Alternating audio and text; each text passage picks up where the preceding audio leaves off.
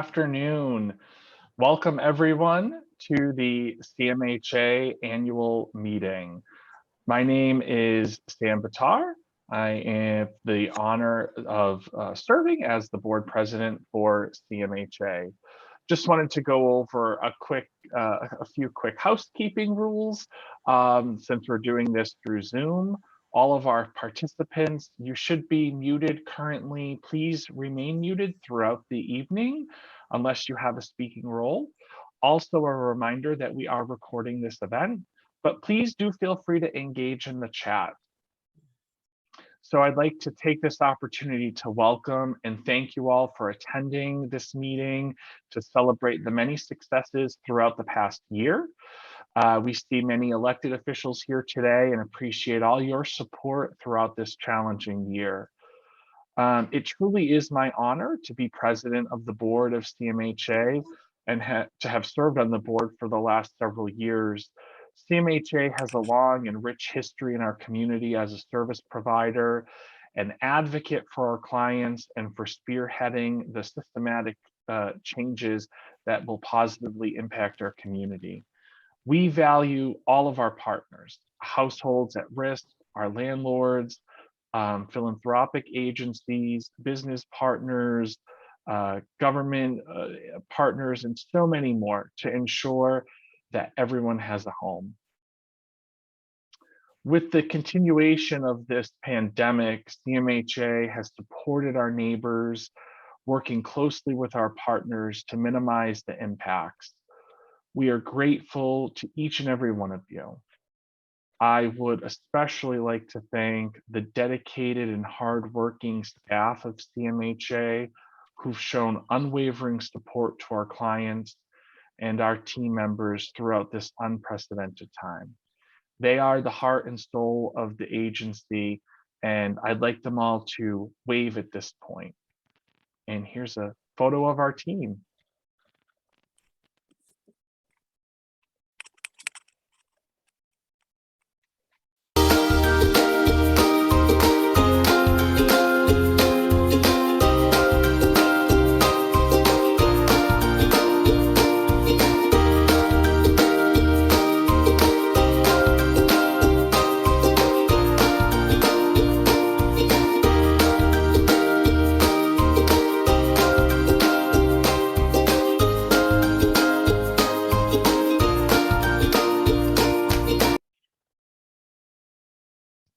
Thank you.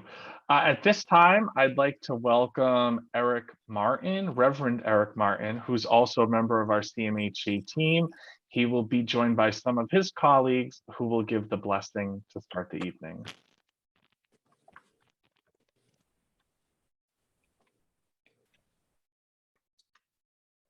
Thank you, Sam. At this time, I would like to introduce a group of wonderful people who will be assisting in sharing the blessing today. Pam Ortiz, Naomi Martinez, Jane Wangari, and Sakshi Guana.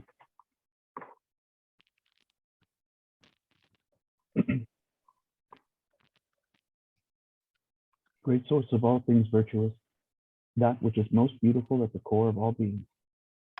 Be present and grant us strength in our endeavors, we pray. As we receive kindness, may we remember to be kind. As we receive comfort, may we remember to comfort. As we receive blessings, may we remember to bless. And from the light within us, may we find the strength to rise each new day and bring change we wish to see. May we have the wisdom to embrace more than we condemn. May we be guided by justice. May we be moved by compassion. May our endeavors ease suffering and bring contentment for those in most need. By all that is good and benevolent, may these blessings reach all. So be it. So be it.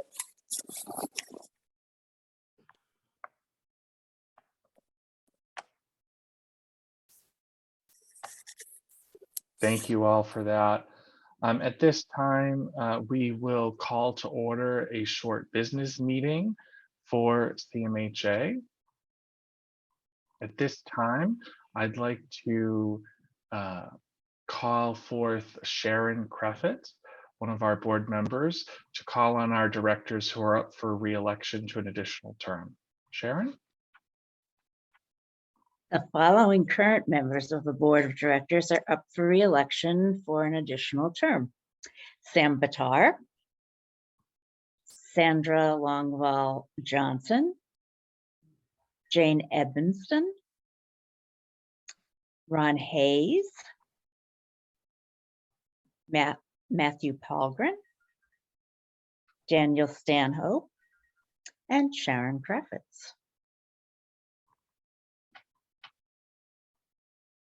Thank you, Sharon. May I, let's see. Sorry, got my wires crossed there for a moment.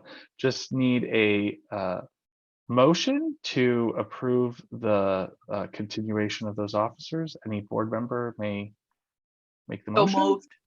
So moved. And a second. Second. All those in favor?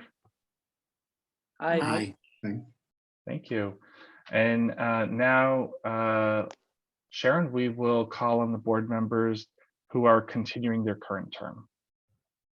Okay, the following individuals are continuing as members of the Board of Directors for the second year of their current term. Rosa Nguyen, Robert McLaren, and Doreen Samuels. We thank you for your continued service on the board. We also want to recognize the members of CMHA's Volunteer Board of Advisors, Jimmy Andreoli, Ann Burrio, Mike Martin, Eve Gilmore, Gordon Hargrove, Tim Holland, Michael Martin, John McCoy, and Bernie Rotman. Please join me in giving a round of applause for their service and support.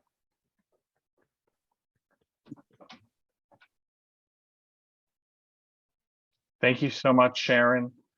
At this time, I'd like to introduce our board treasurer, Dan Stanhope, to provide the treasurer's report. Dan? Welcome and good evening. It is my pleasure to present to you a summary of the financial affairs of CMHA for the year ended June 30th, 2021. The rising cost of living and housing continue to place a greater demand on all service providers throughout Worcester, thus placing more at risk of homelessness. Our funders, both private and public, have continued to recognize the importance of our programming through their financial support. In fiscal year 21, CMHA distributed $25,766 in unrestricted homeless prevention funds, collaborated with Friendly House and Catholic Charities to provide 180 units of state emergency housing through funding from the Department of Housing and Community Development. We assisted over 12,000 families with housing counseling, including 692 receiving direct rental assistance. And we raised approximately $115,000 with the help of the community for our annual Walk for the Homeless. The Board of Directors continues to work hand in hand with management to implement policies and regulations that are necessary to ensure the growth and stability of CMHA. This year's success could not have been obtained without the hard work and valuable contribution of the management team, staff members, Board of Directors, and close collaboration of our community partners. In conclusion, we are secure that CMHA is in a healthy financial position. We have the proper personnel in place who are resourceful in addressing challenges and are dedicated to assisting the families we serve. The Board of Directors and the CMHA management team are taking the appropriate steps to continue our financial stability now and as we look into the future. The Board of Directors and staff of CMHA look forward to another year of continued financial improvement and organizational success with our many community partners. Independently audited financial statements are currently available to the public. A copy may be requested at CMHA's location at 6th Institute Road in Worcester. Thank you. Thank you, Dan. At this time, I'd like to entertain a motion for, again, our board members to approve the treasurer's report. So moved. And a second, please. Second. Thank you. And all those in favor, please say aye. Aye. And any opposed? Hearing none opposed, the motion carries. Thank you. Finally, that concludes our very short, as promised, business portion of the meeting. I'd just like to ask for a motion to adjourn the business meeting. So make a motion to adjourn business meeting. And a second? And any opposed? All right, hearing none, I will assume the motion carries unanimously. And now we're very excited to move on with our annual meeting.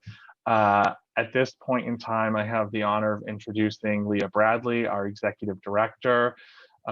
Leah's been with us a little over a year, about a year and a half now, came on board in the midst of the pandemic, and the board is so excited to have her with us and for her leadership. And so I'm very excited to introduce Leah to all of you this evening. Leah?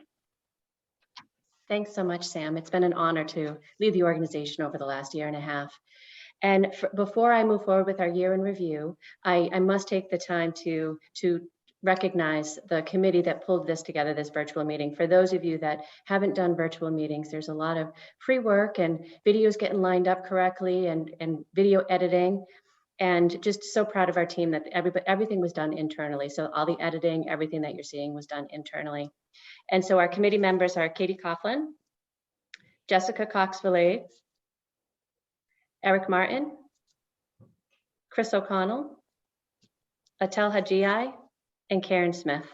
And so I really just wanted to recognize them because there's a ton of work that went into this. And those of you that were here a little bit early, even up until the last 10 minutes before. So I really I want to thank the team for that. So for our year in review, when I think about the last year, one of the first things that comes to mind for me is resiliency. And, with the pandemic, we thought it was ending and then it came back and we had the Omicron and all of that. And just the resiliency of our clients, our staff, and our community.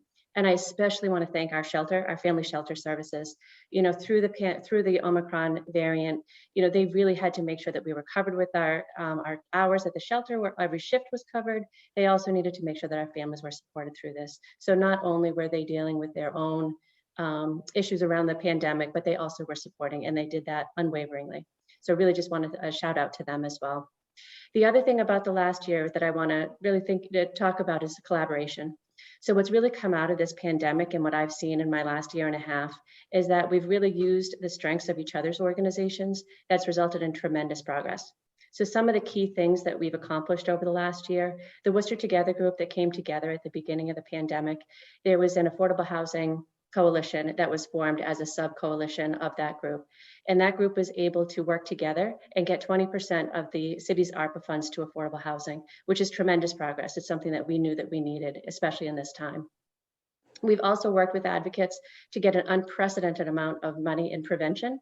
So as Dan had mentioned, we've seen over 12,000 households needing housing counseling. And then we've also provided rental assistance to, I want to say, probably 5 times the number of people that we've ever provided in the past. And we've also had an initiative where we've increased the number of landlords who are accepting vouchers. That is something that we've really worked hard towards this year because we do know that it's so hard for folks who have housing vouchers to be able to access housing. We've also ensured that our most vulnerable have safe spaces for basic needs. We still have some work there, but we know that we've made a lot of progress towards that. And we've also strengthened our diversity, equity, and inclusion work. So while it's been a challenging year, it's also been very successful. And over the next year, we want to build on those collaborations. What our current data is showing us is that there's a significant increase in the number of individuals experiencing homelessness across the county. It's gone up, we're at the highest point ever, and it continues to rise. There's an increase in the length of stay at our family shelters and in all the individual shelters. So folks are staying homeless longer. And we've had a high request for our rental assistance, so that continues. So even though Omicron, we feel like it's passed and the masks mandates have been lifted, we still continue to see a steady increase, and it's risen over the last 2 weeks as well of those requesting rental assistance to pay the back rent if they're behind on their rent. We also know that our lowest wage earners just can't find housing right now. So the housing market has really changed in the last year. It started before the pandemic, but it was really exacerbated. And so folks looking for housing that's really affordable for those that of our lowest income and our low wage earners has been so difficult. So what that tells us is that the pandemic's not over. You know, we've only begun to see the impacts of the pandemic, and so we need to continue the collaborations and continue the work that we've done. So here's what we're doing as an organization moving forward. What our vision over the next year, it includes investing in prevention, continuing to provide funds for the rental assistance program so families can stay in their current home, and so that they don't have to look for another apartment that we just know isn't out there currently. And we also need to promote production of affordable housing for our lowest income residents, and that includes inclusionary zoning and long-term requirements for the affordability when those are built. We need to incorporate an equity lens in all of the work that we do, lifting people up. And we need to continue to keep our most vulnerable safe by standing with them and speaking up whenever we can. And so we now have a video that shows the highlights of our last year that includes our vaccine clinics and a number of other things that have happened over the last year.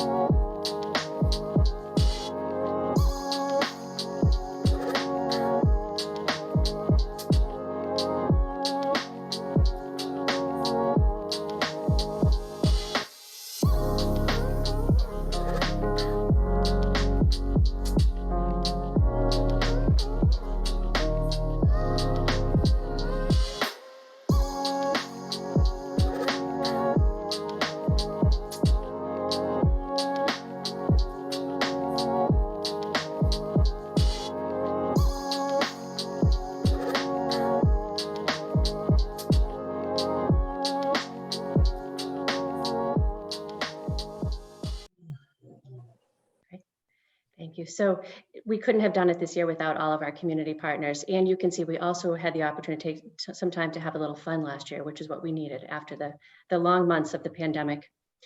And so right now, what we're going to do, we have 3 videos that we want to show you. So our Youth Against Homelessness program works with our high schools, and it creates awareness on homelessness and also empowers action among our youth.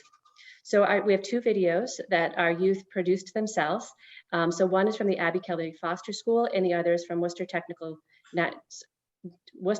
School National Honor Society. I got tongue-tied on that one, it's a mouthful. And we also have a video from Vinnie. So he was a client of ours, or is a client of ours, who's benefited from our rental assistance program that he refers to as RAFT. Here are their experiences.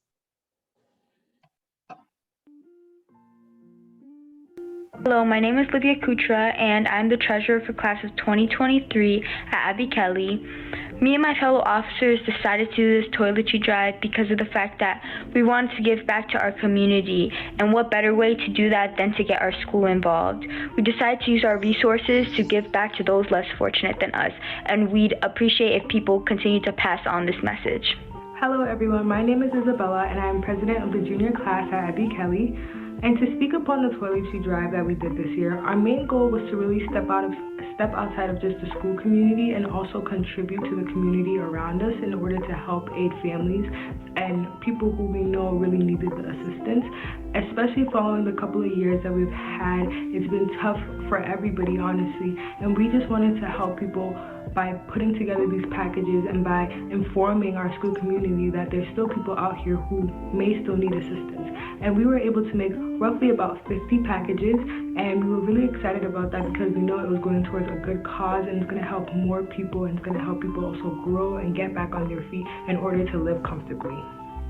Hey guys, my name is Philip Tran. I'm currently a junior at Abby Kelly Foster Charter Public School, and doing the toiletry stuff was really beneficial because I thought that it helped a lot of people, and we made over I think close to 50 bags if I recall correctly, and I feel like that really helped a lot of people in need. So I thought that was really cool, and it was a really fun experience as well.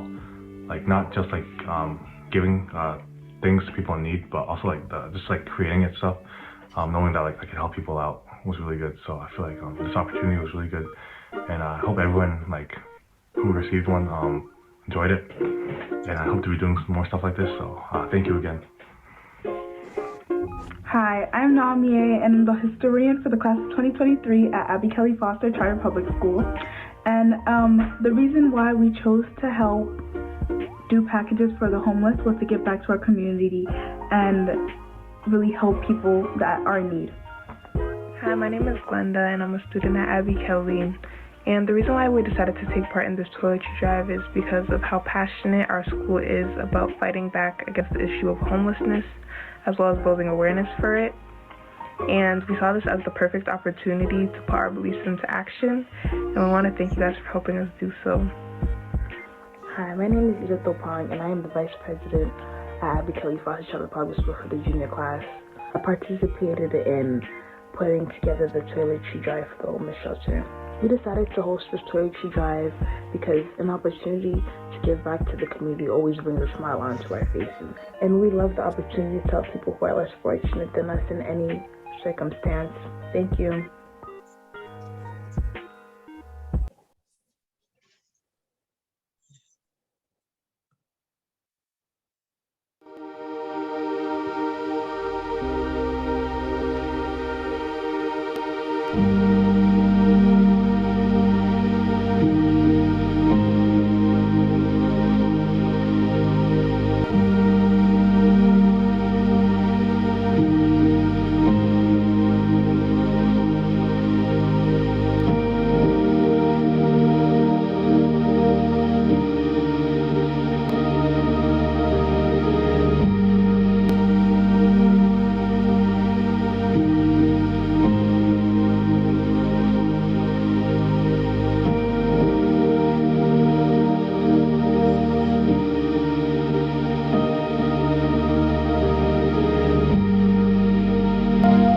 The Central Mass Housing Alliance wants everyone to be economically stable.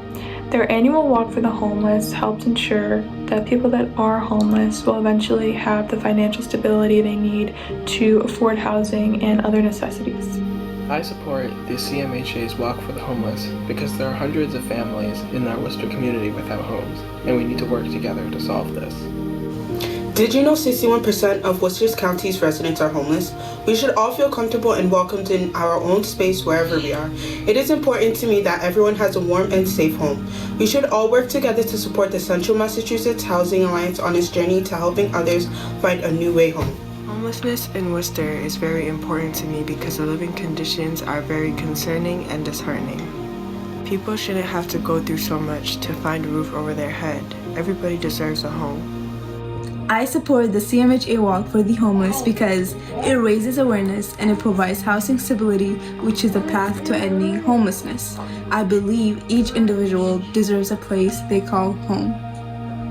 The Walk for the Homeless is an important event to support because nobody on this earth deserves to be living without a home, regardless of their age, their gender, their social class, or their ethnicity. Everyone deserves a stable place to live. Erasing homelessness in Worcester is important to me because I think everyone deserves to have a safe place to sleep at night. Did you know that Massachusetts has a high population of homeless people due to high living costs? I support the CMHA Walk for Homelessness because I believe that society should uplift the people that are cold and starving in our cities each day. Thank you. Massachusetts is the 6th most expensive state to live in, and as the cost of living gets higher, it becomes harder for people to provide for their families. I support the CMHA Walk for the Homeless because everybody deserves to have a safe and warm space to live.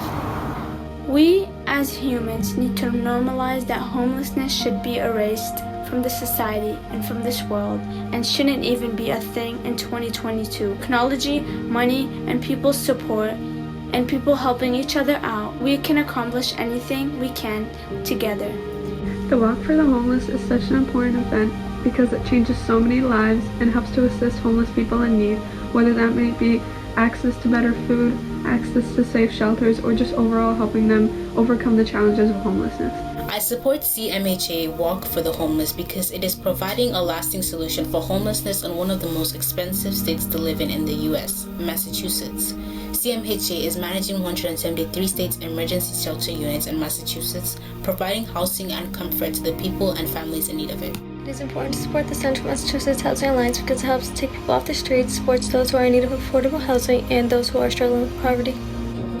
I support the CMHA Walk for the Homeless because nobody deserves to be in desperate needs to have a ceiling above their heads. I support the CMHA Walk for the Homeless because the organization assists thousands of Worcester County residents each year with hunger and housing issues. The program also works to promote safe, stable, and affordable housings. With Massachusetts being the 6th most expensive state to live in, homelessness rates continue to increase. With that, families with children take up the largest percentage in Worcester County at 61%. I support the Walk for the Homeless because I believe it is important to be charitable to those who are less fortunate than others.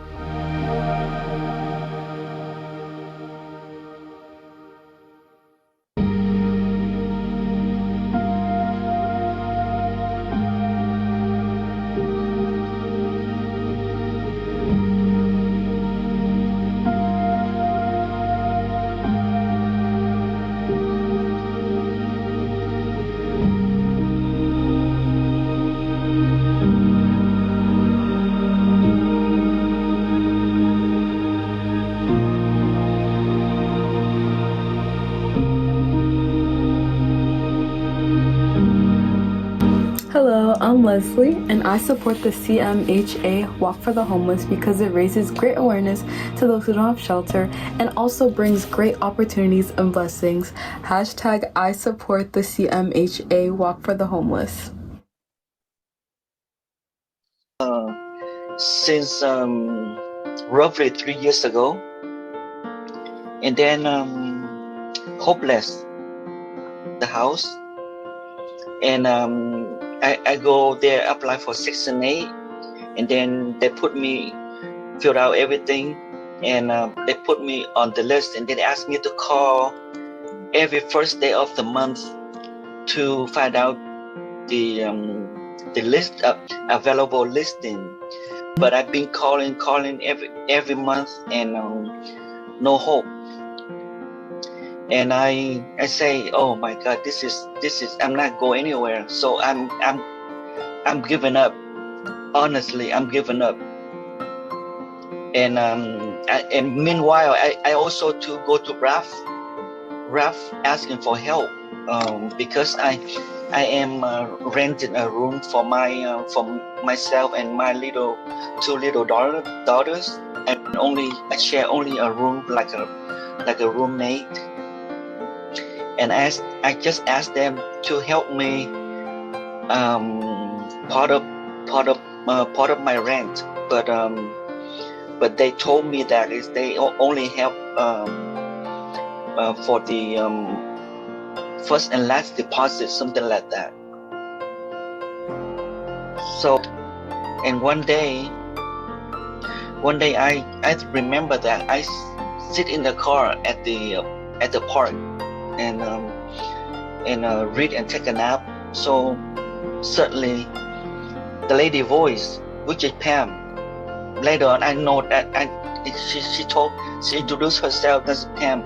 So she tried to reach out and help me, and go home. And since Pam jumped in and then help me step by step, everything she helped, she explained everything she felt. She asked me in, and then fill out the application, and then she connect with the. She sent the application to Worcester Housing Authority somewhere in Plain Station, and then it's a super miracle. Yes, yeah, Pam is a lifesaver to my family. It's a super. I don't know what to say. It's everything. Bring back that memory. Is very emotional about that. She reached out, and then she really patient to help me step by step, everything she filled out the application for me. She explained it to me, and she said wait, and then finally wonderful result on my family. I'm bound to you and your staff, Pam, and help my family go through this kind of situation. I'm getting closer. I get closer and cross my finger, getting closer for final step and get apartment.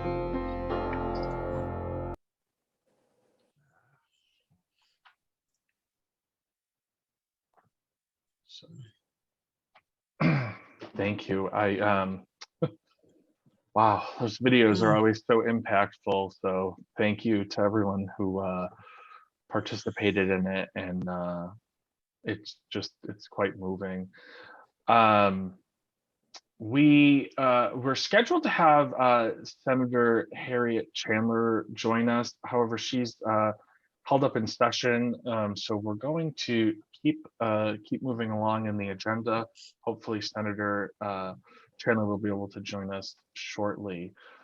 Wow, sorry, I'm just still so moved by those videos, especially our young people.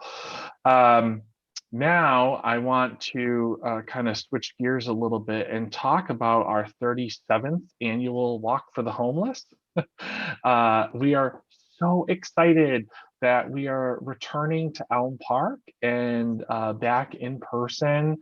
You know, the Walk for the Homeless is such an amazing event that will help raise awareness and funds to address homelessness in our communities. We continue to see the effects of the pandemic with increases in lengths of stay in our shelters, more families requesting rental assistance, and homelessness among individuals is rising rapidly. So we do need your help more than ever this year. Our beneficiaries for the upcoming Walk for the Homeless will be Friendly House, IHN, Catholic Charities. We once again have a very lofty goal of $125,000 to raise. We ask that you please go to walkforthehomeless.org. Move my head.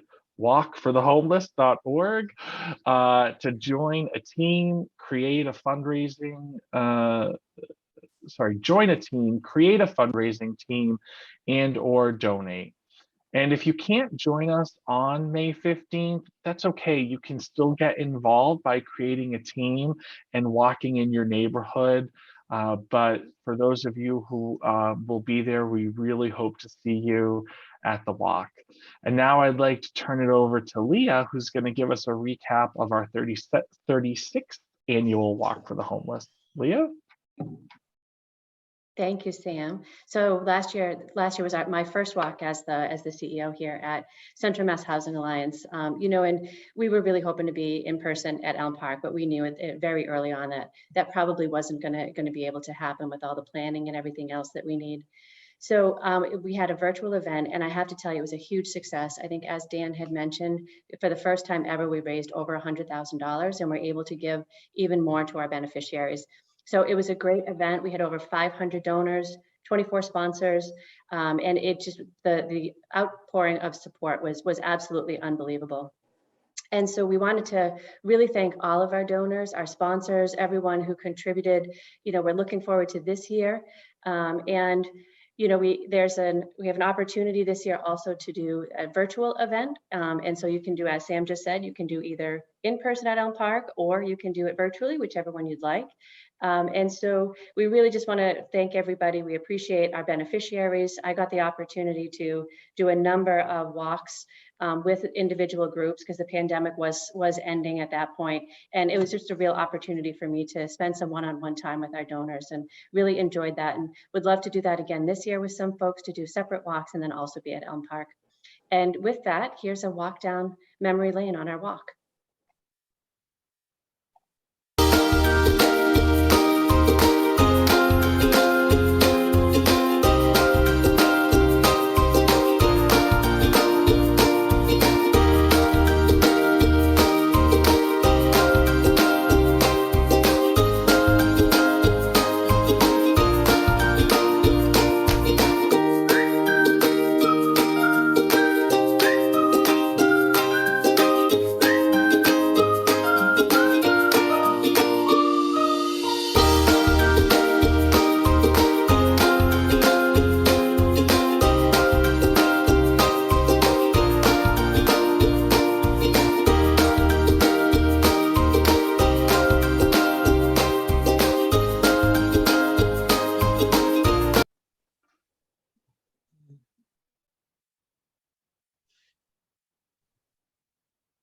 Thank you. That was awesome. I always enjoy seeing photos, especially of our prior walks.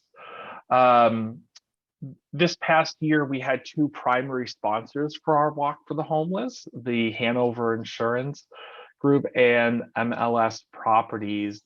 We would like to take a few minutes to honor both of them today. They've both been amazing partners. We actually have, had speakers lined up from both. Unfortunately, our speaker from the Hanover is not able to join us. Something came up last minute, so we're sorry to miss them. But again, I can't stress enough what a great partner the Hanover has been, and we're so thankful for all of their support over the years. I'd like to now introduce Trudy Risedorf from MLS. It's my pleasure to introduce her. She's a realtor who was a top producer for the Realtor Association of Massachusetts since 2017. They've been sponsors of the walk for many years. This year, we're honored that they have chosen CMHA as their charity of choice, and we look forward to the next year and appreciate your continued sponsorship. I'll turn it over now to you, Trudy. Hi, everyone. Good evening. My name is Trudy Risedorf, and I've been a realtor for about 7 years. I've been part of the Realtors Association of Central Mass. And within the Realtors Association of Central Mass, we have about 5 different committees, and one of the committees is a community action committee, which I've been part of for the past 4 years. It's such a great committee. We give back to our community in so many ways. And this year, we're happy to announce that Central Mass Housing Alliance has been selected as our charity of choice. So we will be working with them for grant applications, donation drives, and planning some just volunteer in a day things like spring cleanups. We recently started a toiletry drive for them, and that toiletry drive is going to go through April 15th. And if anyone has any donations that they want to drop off at the Real Estate Association of Central Mass, we are located in Auburn on Washington Street, 492 Washington Street. And I just wanted to say the Realtors Association of Central Mass has been proudly serving members in the greater Worcester and central Massachusetts area since 1923. And we have about 1,800 real estate professionals within the board of realtors. And with that said, with realtors volunteering at nearly 3 times the rate as the general population, the RACA members take pride in our supporting our neighbors in our betterment of our community. So I just want to thank you guys all for the invite. I'm super excited to be, I am the liaison for Central Mass Housing Alliance. So I'm super excited to work with you all and get those grant applications started and get as many donations as we can over to you guys. Thank you. Thank you so much, Trudy, and to everyone at the MLS team. We really appreciate you. I'll hand it over to our CEO, Leah, who will introduce our keynote speaker. Great. And I will share with you. So when one of my colleagues when I had mentioned to him that MLS was choosing us as their charity of choice, he said, wow, you really hit the jackpot this year. So we are really excited about it as well. So thank you so much for that. And we're really looking forward to everything that we're going to be doing with you this year. Perfect. Thank you. Thank you, Trudy. So it's my honor to introduce Senator Chandler. I've always known Senator Chandler as a housing champion locally, along with statewide issues. Advocates always call on her as a champion. So, and for any issue, whether it's locally or it's statewide. She started on the school committee. She spent 3 terms in the Mass House of Representatives. She's in her 9th term in the state Senate. She was the first Worcester woman elected to state Senate, paving the way for all the women who were elected in Worcester after her. She's held many leadership positions, including Senate President. She's championed many bills for homeless prevention and affordable housing, including those that ensure our most vulnerable have services, including youth and women. She speaks up for our most vulnerable, and she's unwavering in her support, and we always call on her for housing issues. Her shoes will be difficult to fill. As you all may know, she will no longer be a senator. She's retiring after this from the Senate. And we all know her shoes will be hard to fill and that she's really irreplaceable. And so it's my honor to introduce Senator Harriet Chandler. Leah, after that wonderful introduction, I hope I won't be a disappointment. Thank you so very much. And thank you for working with me in the changes that had to be made. I have spent since 11 o'clock this morning, we have been in formal session doing a supplementary budget, a $2 billion supplementary budget. So it was very important that I stay until the last vote was taken so that I could vote myself. But I am so delighted to be here and to talk about a subject that has long been a favorite subject of mine, a favorite heartbreaking subject in some cases. I'm not going to say anything that you don't know already, but hopefully I'll give you something to think about. Massachusetts is in a housing crisis. Home prices climb, rents rise, and our community members are left behind. For every 1,000 renting households in the city of Worcester, nearly 40 have received eviction notices. 40 out of 1,000. This is one of the highest rates in the state, according to data from the Massachusetts Housing Partnership.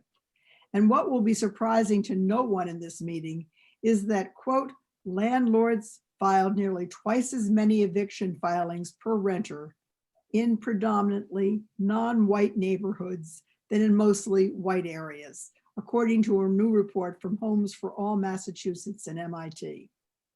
Homelessness sits at a profound intersection of issues. But today I want to focus on one key factor, the lack of housing stock in this region and the Commonwealth, particularly the lack of affordable housing stock, and how we might be able to leverage our own empathy and compassion for our unhoused neighbors to finally build homes for all. Housing unaffordability was exacerbated by the pandemic. I think we all knew that and we realized that. And it was eased somewhat by limited eviction moratoriums and rental relief. Yet Massachusetts' housing crisis has long simmered. The crisis has priced out families and individuals one by one as municipalities refuse and or are prevented by activists from building more homes. This inflates the cost of existing homes and raises the rents on the limited number of units. Everyone here knows this story. Some even in the legislature know the story.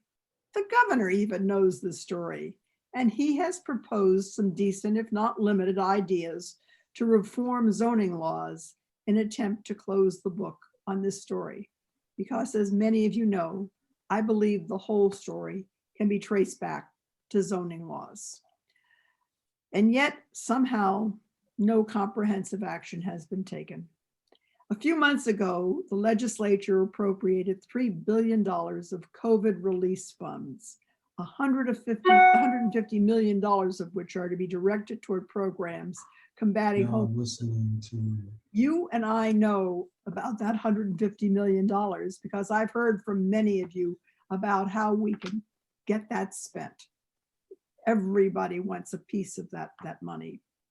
This relief money, which is now law and will be expended through grants in the coming months, is anointed the goal of, quote, long-term homelessness prevention, unquote. The law stipulates that funds may be expended for the acquisition of temporary housing, including but not limited to hotels, motels, and nursing facilities, to be converted into permanent and affordable supportive housing. This $150 million, when it is finally dispersed by the administration, is a commendable beginning to fighting long-term homelessness. It will result in the expansion of homelessness services across the Commonwealth. And in all likelihood, it will help hundreds of individuals secure stable housing for the long term. Granted, this is no small sum of money, but for such a lofty goal, this funding fails to address the issue that home and rental prices will only continue to rise in the coming years if we do not build.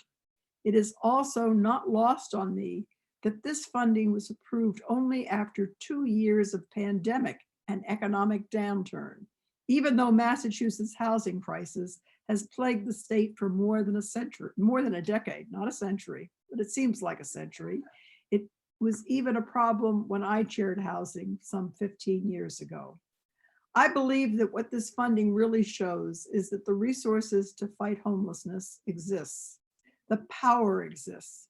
If only we could seize enough political will to act with empathy and compassion for our unhoused neighbors and provide them with shelter, to find them homes where we can, to build homes where they do not exist, and to exert political will to liberalize systems of zoning and development when uncompassionate opposition stands in our way. And we have lots of that. We are all home here in this meeting, but the challenge to provide long-term shelter for all of our neighbors persists. One of the most pressing challenges that we have yet to directly address in building and expanding affordable housing are concerns from well-intentioned neighbors who seek to prevent the creep of new development in their communities. The NIMBY, if you will, concept. In a book titled Neighborhood Defenders, Boston University professors and urban policy experts Catherine Einstein, David Glick, and Maxwell Palmer detail the immense power of motivated and often affluent private individuals to prevent new affordable housing developments by, quote, taking advantage of land use regulations to restrict the construction of multifamily housing, unquote. The professors cite two primary reasons for the limited housing supply. One, that zoning is too restrictive, and two, that motivated homeowners frequently oppose development in their neighborhoods. How many times have we seen this? Too many times, as far as I'm concerned. The way the system is set up now, it takes only a small number of individuals to attend a neighborhood meeting, to delay and prevent new development. It is clear why when the city of Worcester seeks to build new affordable housing, they seek to do so on large parcels of city-owned land, as to avoid conflict with neighbors who might oppose even small-scale development in their own neighborhoods. Yet recent comments made by City Councilor Sarai Rivera regarding large-scale affordable housing proposals struck a chord with me. As chronicled by the Telegram, she stated that, quote, large developments can lead to a sense of segregation that can bring with it stereotypes that can impact residents' futures. A mixed-use model might work well with levels of integration into the surrounding areas. Her point was echoed by my friend and former colleague, Ray Mariano, who grew up in large-scale affordable housing. He writes, quote, small-scale development can benefit an existing neighborhood by taking a vacant lot or a blighted property and turning it into a real asset for the neighborhood. You don't need 10 acres in one spot. You can find a number of smaller spaces that are an eyesore and make them something that benefits the people living in that community. No matter the size or the scale, I am extremely encouraged that the mayor and city manager are prioritizing affordable housing with the tools at their disposal, even despite restrictive zoning laws that it can only be changed on Beacon Hill. I believe that all of us here today should be supportive of this pursuit. But the responsibility to change the hearts and minds of our neighbors to embrace compassion for the unhoused or rent burdened is really on us. It is true that those who seek to restrict new development are often acting in their own interests, whether it be to maintain the value of their own properties or to preserve some aesthetic ideal of their neighborhood. Yet the action of preventing new housing development in any neighborhood has far-reaching implications for the unhoused, for the rent burdened, and especially for communities of color. In Neighborhood Defenders, the professors write, housing availability has a profound effect on residential segregation. Land use restrictions that reduce the availability of multifamily housing are in many cases explicitly designed to exclude residents of color. Inadequate housing thus may prevent people of color from accessing communities with the highest quality public resources and services. What's more, the insufficient construction of new housing may spur gentrification by pushing more development and affluent home buyers into communities of color that lack the resources to mobilize against this development. The essential reason for us coming together today is to fight homelessness. But in fighting homelessness, we fight for affordable housing for all people, for racial justice, and for improving neighborhoods across our region. I do not believe that there is anything fundamentally admirable about fighting homelessness, because to me, it is entirely logical and necessary to house our unhoused neighbors. And if we do it, we should not be applauded for it. It is something we should do, that we must do. I have never lived for a moment when I didn't have a home to return to at the end of the day. And it is from that perspective that so many people, especially those who seek to prevent development, see the world. I have worked on issues related to homelessness and housing for nearly my entire career in public service. But even still, I'm not sure I could ever imagine the struggle of life unhoused. Nevertheless, it is our job and responsibilities as members of a community who live alongside the unhoused people to fight for their well-being. While some may not see this as their responsibility, it is our job to convince them that it is their responsibility. The tides are turning in Worcester, in Maine, and in Massachusetts, and particularly in the city of Worcester.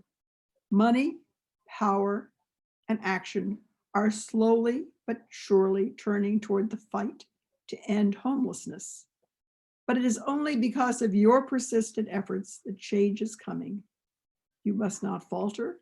You must not give up. The pressure must always build in stark opposition to the housing crisis that threatens to consume us all. Housing is a human need, thus making it a human right. It may not be included in our Constitution, so we must continue to fight.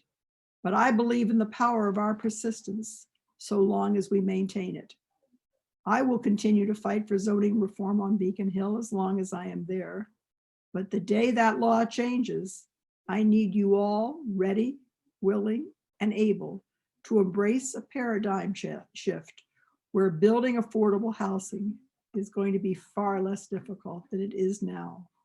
But we must be ready to do so, because if we are not ready to do so now, we will not be ready when that day comes. Thank you for inviting me today, and thank you for hearing me out.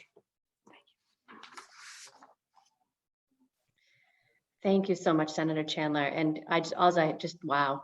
You know, there really is going to be a huge void in your absence as well. And I know we are bringing folks up but really the words that you just had about NIMBYism and about zoning and all of those are the exact things that we really need to work on. And we need champions like you in the elected office so that we can move those forward. So thank you so much for all of that. Become a volunteer like you, like so many of the people who are watching today, and I will continue my fight, as I hope you will too. Great, thank you. Thank you for everything.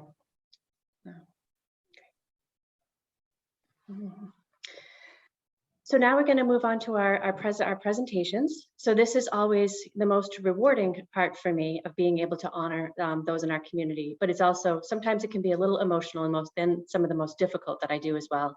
So, we're going to start with the Palmgren Award. So the Palmgren Award is in honor of David Palmgren, who was one of our board members, and he was an outstanding business person and family man who supported our work in housing and with energy and with passion. And so this year, we wanted to give the award to Troy Pontbriand, So Troy has been the artist behind our graphics for our promotions since 2015. The energy he puts into his work for us mirrors that of David. So he's a true supporter of our mission, promoting prevention and affordable housing. And so it's an honor for me to give Troy this award this year for David Palmgren's memory. And so Matt Palmgren, David's son, is going to read a statement from Troy. Mrs. Janice. Thank you, Leah. Since 2015, I've been fortunate to work alongside CMHA developing branding and marketing materials to establish consistency in their visual identity throughout their various platforms. What started as a facelift for the annual Walk for the Homeless has evolved into designing annual appeals, annual reports, event signage, posters, and stationery for their various programs. As a designer, I'm tasked with delivering information in a clear and concise manner, while at the same time presenting that content in a way that attracts the viewer and delivers the message in a visually appealing way. On the surface, my job is to make my clients look good. While I take pride in delivering eye-catching designs, the most rewarding part of my profession is helping my clients do good. And that is exactly what CMHA does.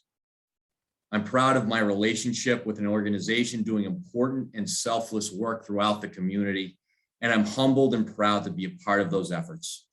Thank you for this honor. And that's from Troy.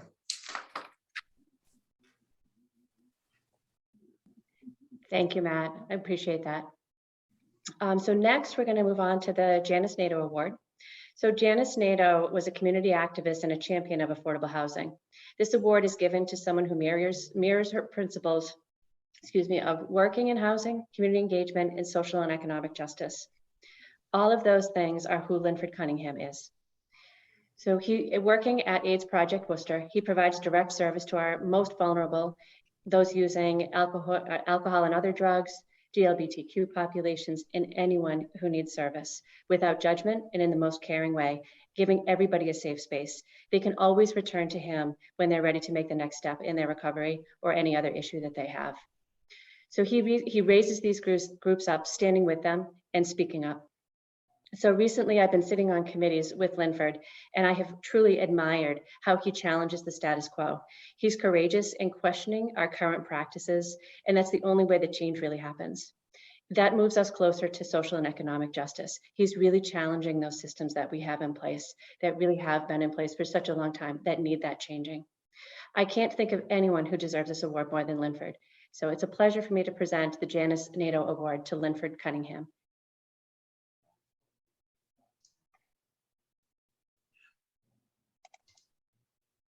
Good evening, everyone. I just want to say thank you. You almost made me cry, Leah. But I want to thank the CMHA family for recognizing my contribution to the Worcester community.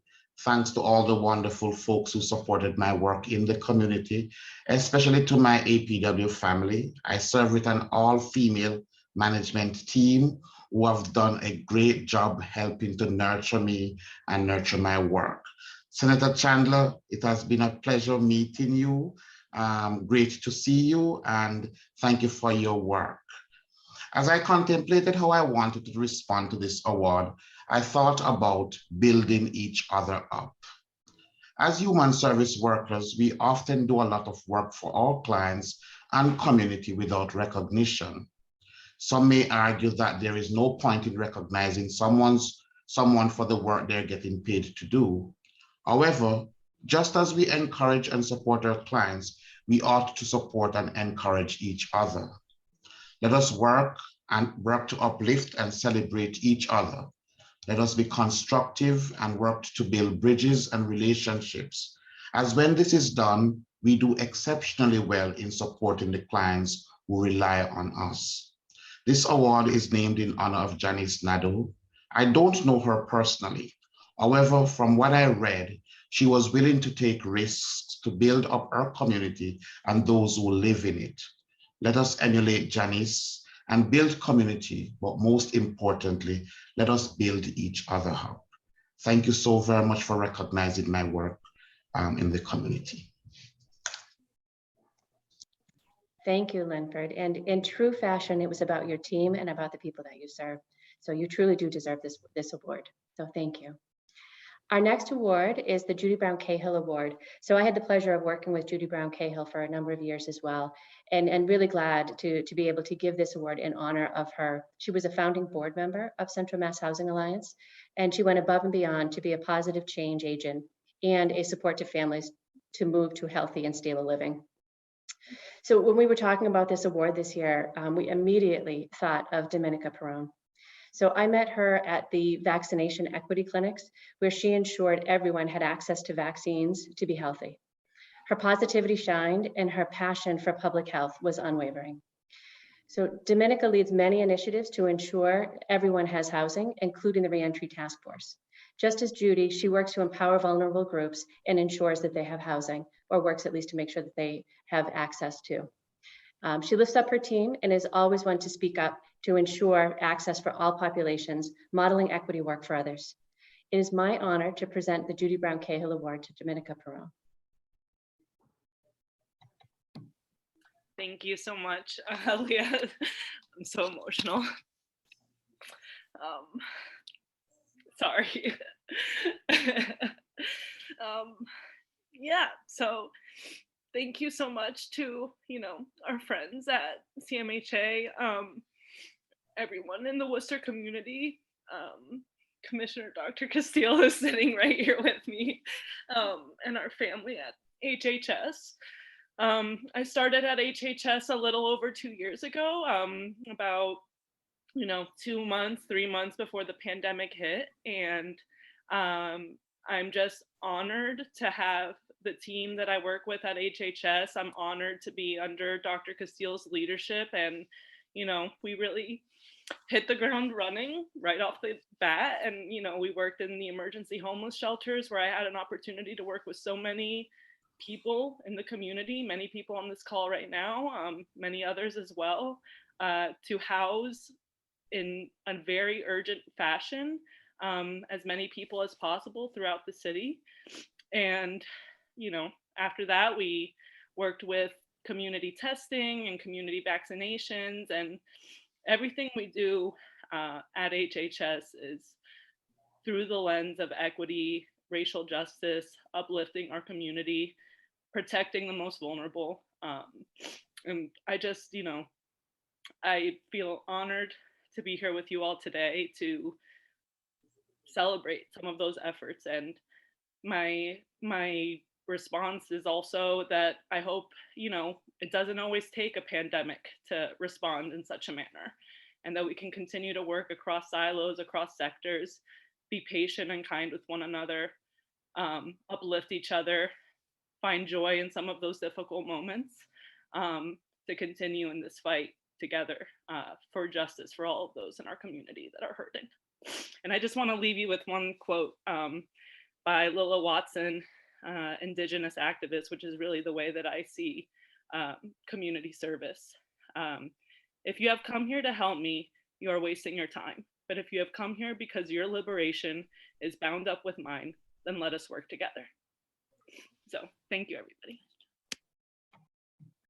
Thank you so much, Domenica. Congratulations.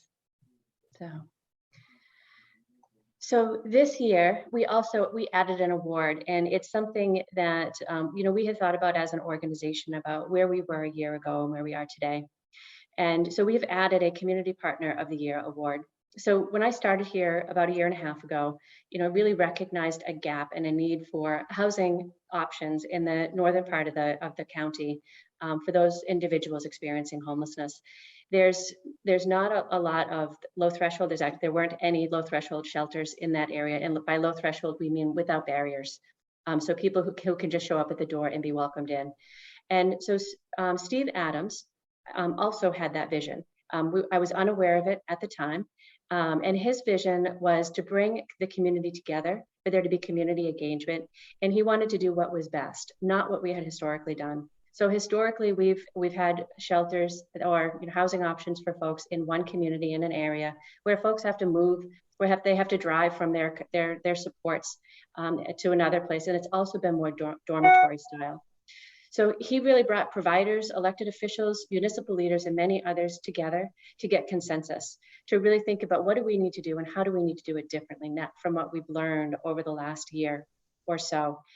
So he was instrumental, and with his vision and his leadership of pulling those folks together, getting consensus, and which is very difficult with that population. And I think, Senator Chandler had talked about NIMBYism, and the way that he had orchestrated this was really to get that support before we move forward. So his vision and leadership has led to an innovative approach to addressing homelessness in the northern part of the county. So it's a regional approach that where we're looking to have smaller options, 8 to 10, or maybe a little bit more in Athol Orange, in Clinton, in Fitchburg Leominster, and in Gardner. And when we think about it and we talk about that, we say, why are we removing people from their supports? Why are we removing them from their communities in order to access some kind of housing? We know that folks are working now and they were before as well, but they're working more and more and not able to afford housing. And so we're pulling people from their jobs. And with the lack of transportation, it just creates a whole nother barrier for folks. And so this initiative, we've also looked at it and we've said, you know what, we need to do this in the southern part of the county as well. And so how do we create the same approach to the entire county so that we are allowing folks to stay in their own community or close to, and that we're also providing them with privacy to maintain their dignity, providing them with a shower, a bathroom that they don't have to share with 30 other people. And not to be critical of the old system, that's the way it was designed, but this is really what we know is going to work moving forward.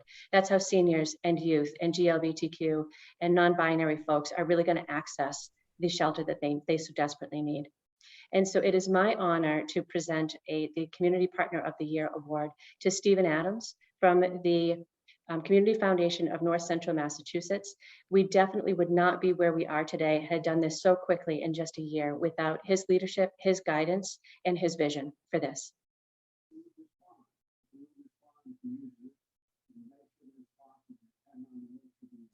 Steve, I think you're muted. Sorry. Oh, there you go. Leah, thanks so much. And thank you everyone at CMHA for this acknowledgement. When the COVID crisis hit, the Community Foundation, like mostly all the community foundations around the state, were looked to help get resources into the hands and hearts and families of people that needed it desperately. The legislature and other large donors looked to us to try to get resources out to the most vulnerable. And I'm not an expert in housing or homelessness. I learned everything I've learned through partnering with the organizations up here in North Central Mass. And the thing that I recognized that was missing was an opportunity to coordinate. There are a lot of great people doing great work up here, but they didn't really have a platform to collaborate and coordinate in a way that would be most efficient for their uses. And then I also learned, as Leah mentioned, there's not a single low threshold shelter anywhere in North Central Massachusetts. Dozens of people were living rough, are still sleeping rough, and there were solutions to be found and people who wanted those solutions to happen. And what we were able to do at the Community Foundation was create a platform for collaboration. There really wasn't a place in North Central for that kind of collaboration. Every single community was being asked to solve this problem on their own. And it's just not sensible or reasonable for these small, medium-sized communities to try to figure this out. And so I saw that opportunity. The resources that we were distributing got me connected to the organizations. But the thing that made our work possible, the reason that we were able to create the Housing First Working Group, was that I knew that the Central Mass Housing Alliance was next to me, working with me. And it was Leah showing up out of the blue saying, hey, we're here to help. And the Community Foundation not being experts, I was able to, with confidence, bring all the experts together and have Leah and her team with us. The understanding is once we get this thing running, we can hand it off to the experts who really know how to do this work and make it succeed. And so I appreciate the recognition from CMHA, but this work that's really going forward here in North Central Mass through the Community Foundation really could not have been sustained without my partnership, our partnership with you at CMHA. So I want to thank you and your board and my board for the vision to allow this collaboration to happen and to make something really special happen here in North Central that I think might be a model for other regions like ours around the Commonwealth. So thanks very much, and I look forward to working with all of you continuously. Thanks very much. Thank you so much, Steve. And I think what we're truly doing is building capacity. So we're building capacity in the region so that, you know, we know who we can call upon and we can do more work in that area. So thank you so much.